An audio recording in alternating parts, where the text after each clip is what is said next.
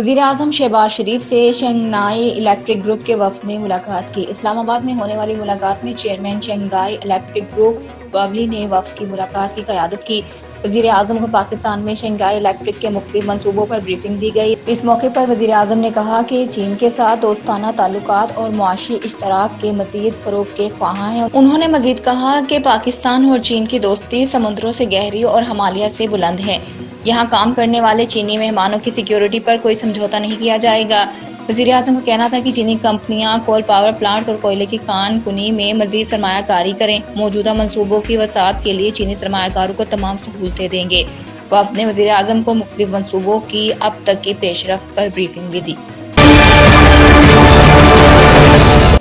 MQM Pakistan के senior रहनुमा doctor Farooq Sattar का कहना है कि सिंध की गवर्नरशिप पर पहला हक भी एमक्यूएम पाकिस्तान का है और आखिरी हक भी। एक निजी टीवी शो टेलीफोनिक गुफ्तगू में डॉक्टर फारूक सत्तार ने कहा कि एमक्यूएम पाकिस्तान के गवर्नर कामरान टसोरी हैं और उनके अलावा एमक्यूएम ने कोई नाम नहीं दिया, न ज़ेरे गौर है। उन्होंने ये भी कहा कि मुल्क की सियासी बंदरबांट में सिंध की गवर्नरशिप किसी की ख्वाहिश हो सकती है, लेकिन इससे एमक्यूएम का कोई ताल्लुक नहीं।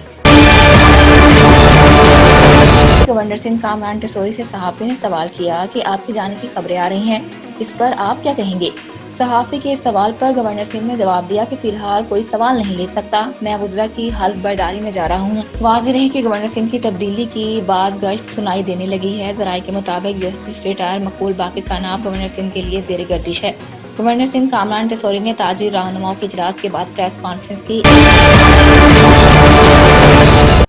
चेयरमैन पाकिस्तान तहरीक-ए-इंसाफ बैरिस्टर गौहर ने कहा है कि आज की समाअत मुख्तलिफ थी। कमरा अदालत में मीडिया को एक लफ्ज भी सुनाई नहीं दिया। नई दीवारें और शीशे लगाए गए हैं। बानी पीटीआई के खिलाफ 190 मिलियन पाउंड स्कैंडल केस की समाअत के बाद मीडिया से गुफ्तगू करते हुए बैरिस्टर गौहर ने कहा, ये ओपन ट्रायल है, लेकिन दीवारें खड़ी करके कानून और आइन की खिलाफ वर्जी की जा रही है। ये गैर कानूनी ट्रायल हो रहा है, आइन की खिलाफ वर्जी की जा रही है। कमरा अदालत में रुकावटें खड़ी करने के खिलाफ हाई कोर्ट जाएंगे। उन्होंने कहा कि बानी पीटीआई को ऊंची आवाज में मीडिया से बात करना पड़ी। बानी पीटीआई ने अदालत को बताया बुशरा बेबी को जहर दिया गया है, इसका तिबी मुआयना करवाया जाए।